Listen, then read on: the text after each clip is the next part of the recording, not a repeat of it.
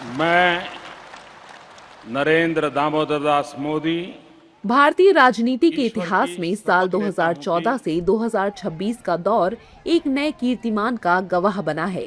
प्रधानमंत्री नरेंद्र मोदी ने लगातार 12 वर्षों तक देश के शीर्ष पद पर रहकर पंडित जवाहरलाल नेहरू का रिकॉर्ड तोड़ दिया है।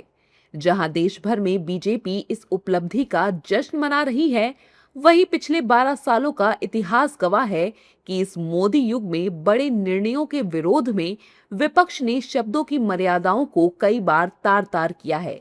नीतिगत विरोध से लेकर व्यक्तिगत और अभद्र टिप्पणियों तक विपक्ष हमेशा पीएम मोदी पर हमलावर रहा है।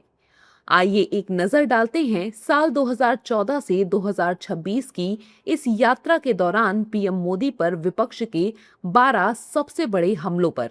साल 2016 में पीएम मोदी ने काले धन और जाली नोटों को रोकने के लिए 500 और 1000 के नोट बंद किए।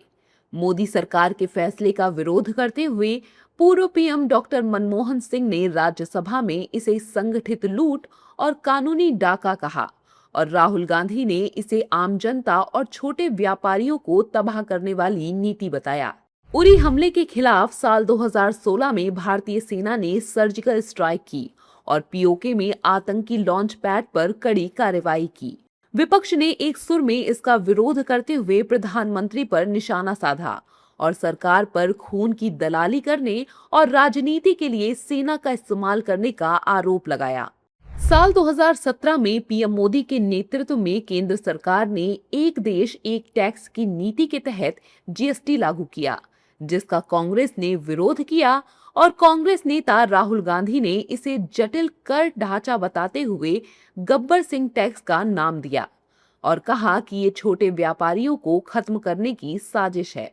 साल 2019 में मोदी सरकार ने नागरिकता संशोधन कानून यानी सीएए लागू किया, जिसके तहत 3 पड़ोसी देशों के प्रताड़ित गैर मुस्लिम अल्पसंख्यकों को नागरिकता देने का फैसला लिया गया। विपक्षी दलों ने इसका विरोध करते हुए इसे असंवैधानिक और विभाजनकारी बताया। मोदी सरकार ने साल 2019 में धारा 370 हटाकर जम्मू कश्मीर के विशेष राज्य के दर्जे को खत्म किया और एक देश एक संविधान को लागू किया।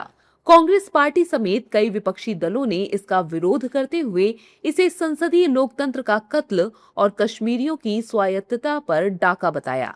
मोदी सरकार साल 2019 में 3 तलाक के खिलाफ कानून लेकर आई और मुस्लिम महिला विवाह अधिकार संरक्षण अधिनियम के तहत 3 तलाक को अपराध घोषित किया।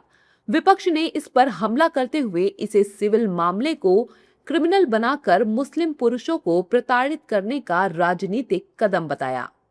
साल 2019 में पुलवामा हमले के बाद पीएम मोदी के मार्गदर्शन में बालाकोट एयर स्ट्राइक की गई, जिसमें जैश-ए-मोहम्मद के आतंकी शिविरों पर वायुसेना ने हमला किया।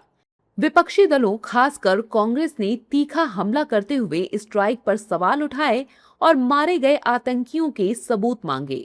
मोदी सरकार ने वायुसेना को मजबूत करने के लिए साल 2018-19 में राफेल समझौता किया, जिसमें फ्रांस की डसॉल्ट एविएशन कंपनी से 36 राफेल लड़ाकू विमान खरीदे जाने थे। कांग्रेस नेता राहुल गांधी ने इस डील पर सवाल उठाए और चुनावों के दौरान चौकीदार चोर है का नारा दिया। साल 2020 में कोरोना महामारी को रोकने के लिए मोदी सरकार ने देश भर में लॉकडाउन लागू किया। विपक्ष ने इस पर हमला करते हुए इसे बिना तैयारी का तुगलकी फैसला बताया। प्रधानमंत्री मोदी के नेतृत्व में सरकार ने साल 2025 में 20 साल पुराने मनरेगा का नाम बदलकर वीबीजी रामजी बिल लागू किया, जिसमें कार्य दिवस 100 से बढ़ाकर 125 किए गए। प्रियंका गांधी वाड्रा और विपक्ष ने सरकार पर महात्मा गांधी का नाम हटाने और अधिकार आधारित ढांचे को कमजोर करने का आरोप लगाया।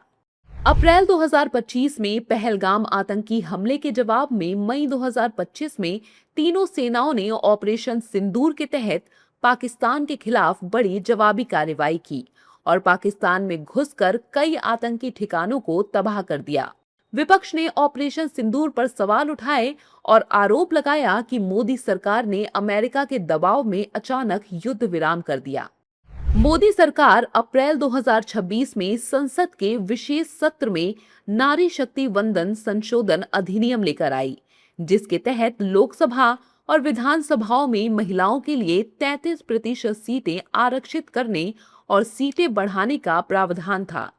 लेकिन राहुल गांधी और अखिलेश यादव समेत सभी विपक्षी दलों ने इसका विरोध किया, जिसकी वजह से ये बिल पारित न हो सका और महिलाएं अधिकार से वंचित रह गईं।